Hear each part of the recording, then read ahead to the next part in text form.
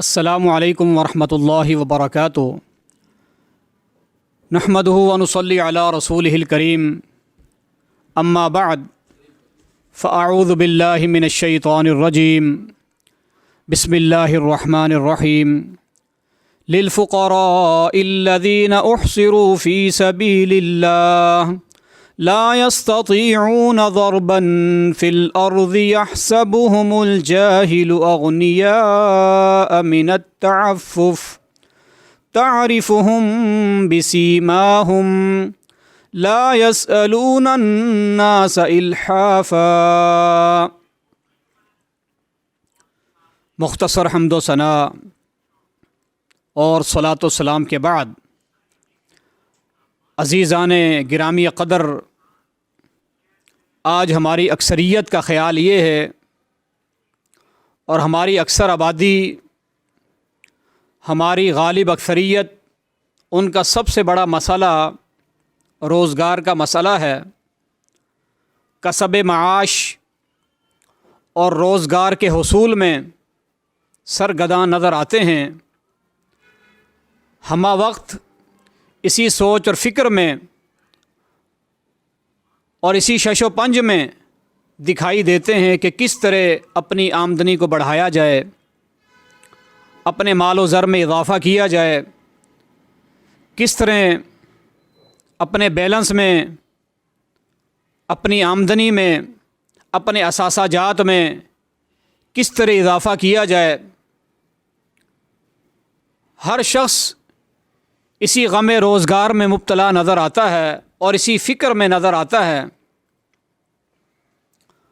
اور دوسری بات،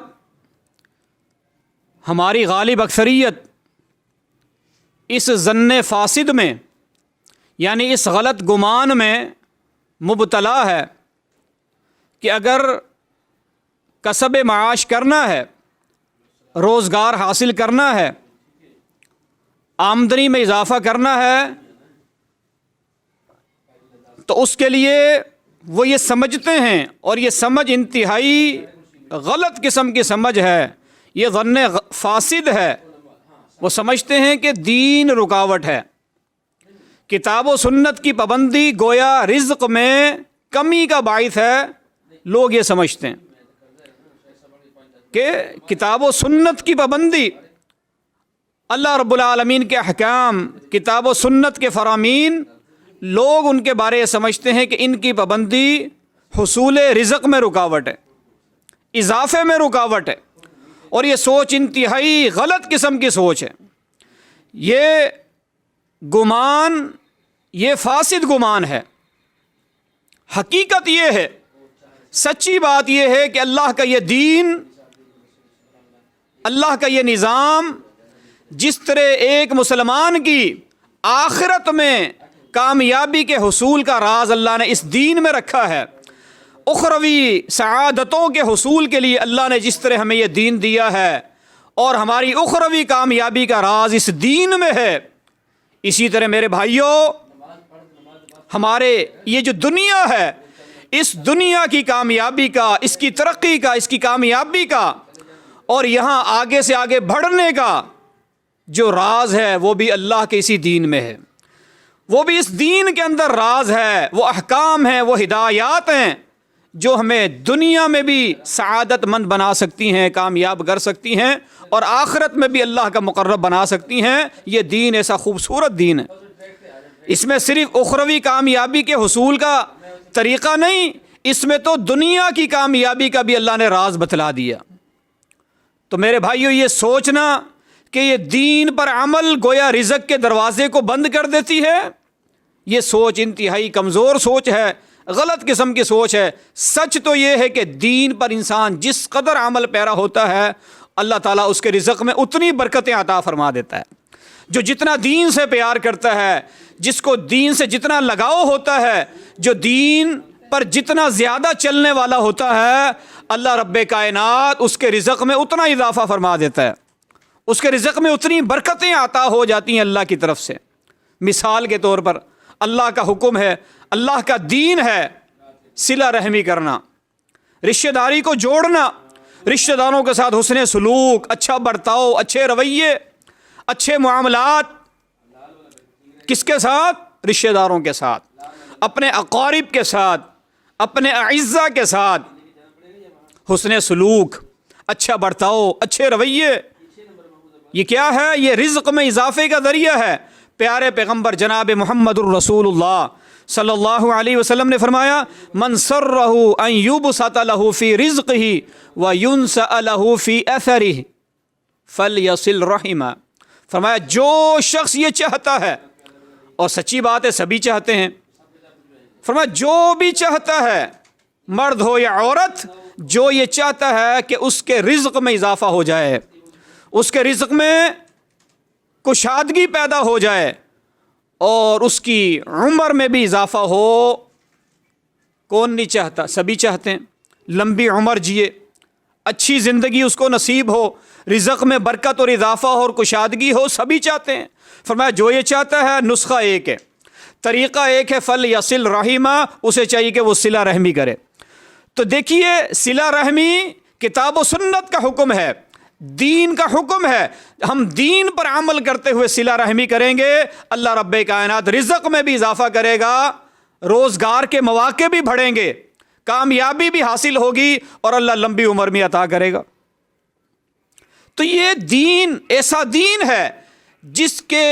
احکام پر عمل کرنے سے رزق میں اضافہ ہوتا ہے، رزق میں کمی نہیں ہوتی۔ ایمان پیدا کر لیجئے، یقین پیدا کر لیجئے کہ دین پر عمل کرنے سے رزق میں کمی نہیں ہوتی، بلکہ جو دین پر ڈٹا رہتا ہے، قائم رہتا ہے، دین کے ساتھ وابستہ رہتا ہے، اللہ رب کریم کی ذات اس کے رزق میں اور اضافہ کر دیتا ہے۔ رزق میں اضافہ، رزق میں کشادگی اور وسعت، رزق میں برکت کے حصول کا ایک اور ذریعہ ہے کہ ہم لوگ بالخصوص مخیر حضرات، وہ جن کو اللہ نے دینے کے قابل کیا ہے، اللہ نے دینے والا بنایا ہے، بالخصوص وہ لوگ اپنا مال، اپنی زکوٰۃ، اپنا صدقہ، اپنا مال طلبۃ العلم پہ خرچ کریں، اہل علم پہ خرچ کریں۔ وہ طلباء، وہ علماء جنہوں نے اپنے آپ کو دین کے لیے وقف کیا ہوا ہے، جنہوں نے اپنے آپ کو ہمہ وقت دین کے لیے خاص کیا ہوا ہے، وقف کیا ہوا ہے، اپنے مال کو، اپنی زکوٰۃ کو اور اپنے صدقات کو ان لوگوں پر خرچ کر دیجئے۔ یہ عمل ایسا عظیم الشان عمل ہے جو ہمارے رزق میں اضافے کا سبب ہے۔ اس سے اللہ رب العالمین کی طرف سے خیر اور برکتوں کا حصول ہوتا ہے، اور انسان کے رزق میں اور بے پناہ برکتیں نصیب ہوتی ہیں۔ سیدنا انس رضی اللہ تعالیٰ عنہ بیان کرتے ہیں، جامع ترمذی کی حدیث ہے، بیان کرتے ہیں کان اخوان علی عہد رسول اللہ صلی اللہ علیہ وسلم، پیارے رسول صلی اللہ علیہ وسلم کی حیات طیبہ کی بات ہے، آپ کے زمانہ مبارکہ میں دو سگے بھائی، دو حقیقی بھائی، فکان احدہما یأتی النبی صلی اللہ علیہ وسلم، ایک جو بھائی تھا نا وہ اکثر و بیشتر، زیادہ تر اللہ کے پیغمبر صلی اللہ علیہ وسلم کی خدمت میں حاضر رہتا، آپ کے قائم کردہ مدرسہ صفہ کا وہ طالب علم تھا۔ مدرسہ صفہ جو رسول اللہ صلی اللہ علیہ وسلم کا بنایا ہوا، آپ کا تعمیر کردہ مدرسہ صفہ کا طالب علم، صبح و شام دن رات آپ کے پاس آنا جانا، حصول علم کے لیے اپنے آپ کو وقف کر لیا، احادیث کا علم سیکھ رہا ہے، تفسیر سیکھ رہا ہے، کتاب و سنت کے علم میں اس نے اپنے آپ کو مشغول کیا ہوا۔ والآخر یحترف، دوسرا بھائی وہ محنت مزدوری کرتا، کام کاج کرتا، گھر کا سرکل چلاتا، گھر کے اخراجات پورے کرتا۔ کچھ عرصے ایسا سلسلہ چلتا رہا، اس بھائی کو جو محنت مزدوری کر رہا تھا، کما رہا تھا، خیال آیا کہ سارا بوجھ تو میں نے اٹھایا ہوا ہے، یہ بھائی صاحب یہ تو سارا دن پڑھنے پڑھانے میں لگے رہتے، کتاب و سنت کے پڑھنے پڑھانے میں مصروف رہتے ہیں، کرتے تو کچھ نہیں، سارے کام تو میں کرتا ہوں۔ فشک المحترف الی النبی صلی اللہ علیہ وسلم، وہ اپنی شکایت لے کر، اپنا مسئلہ لے کر رسول اللہ صلی اللہ علیہ وسلم کی خدمت میں حاضر ہوا۔ یا رسول اللہ علیہ وسلم، سارے گھر کا خرچہ تو میں چلاتا ہوں، سارے اخراجات میں پورے کرتا ہوں، ہمارے یہ بھائی صاحب سارا دن پڑھنے پڑھانے میں، آپ کے مدرسے میں پڑھنے پڑھانے میں مصروف رہتے، کام تو کرتے نہیں۔ گویا آپ مقصد ایک اس کو کہیں کام بھی کرے، اخراجات بھی اٹھائے اور پورے کرے۔ پیارے پیغمبر جناب محمد الرسول اللہ صلی اللہ علیہ وسلم نے فرمایا لعلک ترزق بہ، تم سمجھتے ہو کہ جو گھر چل رہا ہے، اخراجات پورے ہو رہے ہیں، یہ تمہارے علم اور فضل کا کمال ہے، شاید یہ تمہاری ہنر ہے اور تمہاری جو ہے کاریگری ہے، نہیں، تمہیں بھی رزق اللہ رب العالمین دے رہا ہے تو اس طالب علم کی وجہ سے دے رہا ہے۔ تمہیں رزق دیا جا رہا ہے اس طالب علم پر خرچ کرنے کی وجہ سے دیا جا رہا ہے۔ اللہ اکبر۔ یہ دین کے طلباء، یہ مدرسوں کے طلباء، پڑھنے پڑھانے والے، ان کے ساتھ تعاون، ان کے ساتھ حسن سلوک، ان کی دل جوئی، ان کے ساتھ ہمدردی اور اپنے مال کو ان پہ خرچ کرنا، یہ حصول رزق کا سبب ہے، آمدنی میں اضافے کا سبب ہے، کسب معاش میں اس سے خیر اور برکت پیدا ہوتی ہے جب انسان اپنے مال کو دین کے طلباء کے لیے خرچ کرنا شروع کر دیتا ہے۔ اور کیوں نہ ہو کہ اللہ رب العالمین نے خود حکم دیا، فرمایا للفقراء الذین احصروا فی سبیل اللہ، تمہارے مال کے سب سے زیادہ حقدار تو وہ ہیں جنہوں نے اپنے آپ کو اللہ کی راہ میں وقف کیا ہوا ہے، جنہوں نے اپنے آپ کو مصروف کر رکھا ہے اللہ کے دین کے لیے، اللہ کے دین کے غلبے کے لیے۔ احصروا فی سبیل اللہ لا یستطیعون ضربا فی الارض، اپنے دین کے ساتھ مصروفیت کی وجہ سے، تعلیم و تعلم میں مشغولیت کی وجہ سے، اپنے آپ کو وقف کرنے کی وجہ سے وہ سفر کے قابل بھی نہیں ہیں، سفر بھی نہیں کرتے، تجارت کی خاطر، کمانے کی خاطر وہ ایک جگہ سے دوسری جگہ کا سفر بھی نہیں کر پاتے۔ یحسبهم الجاہل اغنیاء من التعفف، جو ان کے حال سے ناواقف لوگ ہوتے ہیں، جو ان کے حال کو نہیں جانتے، وہ یہ سمجھتے ہیں یہ تو مالدار ہیں، یہ تو ہم سے مانگتے نہیں، یہ تو ہاتھ نہیں پھیلاتے، وہ یہ سمجھتے ہیں کہ شاید یہ مالدار اور غنی ہیں۔ حقیقت یہ ہے کہ وہ تمہارے مال کے سب سے زیادہ حقدار ہوتے ہیں، تمہاری زکوٰۃ کے، تمہارے انفاق فی سبیل اللہ کے۔ اللہ اکبر۔ عظیم محدث امت حضرت عبداللہ بن مبارک رحمۃ اللہ علیہ، عبداللہ بن مبارک رحمۃ اللہ علیہ،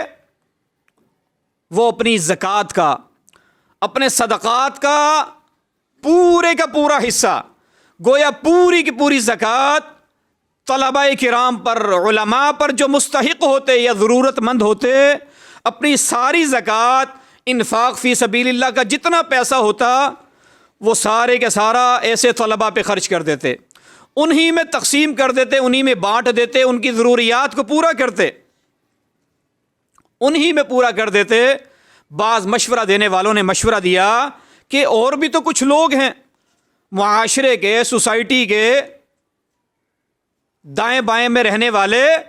کچھ لوگ اور بھی تو ہیں نا طلباء کے علاوہ، علماء کے علاوہ، ان کو بھی تو آپ زکوٰۃ دے سکتے ہیں، وہ بھی تو آپ کے رزق کے مستحق ہیں کہ آپ ان پہ بھی خرچ کریں۔ اللہ اکبر۔ حضرت عبداللہ بن مبارک رحمۃ اللہ علیہ نے فرمایا تھا کہ میں منصب نبوت کے بعد کسی ایسے منصب کو نہیں جانتا جو منصب تدریس، جو منصب علماء سے زیادہ اعلیٰ اور افضل ہو،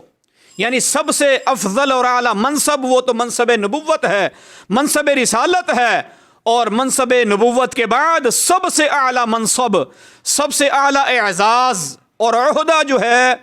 وہ علماء کا منصب ہے، وہ طلباء کا منصب ہے۔ اس لیے میں سمجھتا ہوں کہ میری زکوٰۃ، میرے صدقات، میری خیرات اور اللہ نے جو مجھے سرمایہ دیا ہے اس کے سب سے زیادہ حقدار بھی یہ دین کے طلباء ہیں، یہ جامعات میں پڑھنے والے، یہ دینی مدارس میں رہنے والے طلباء،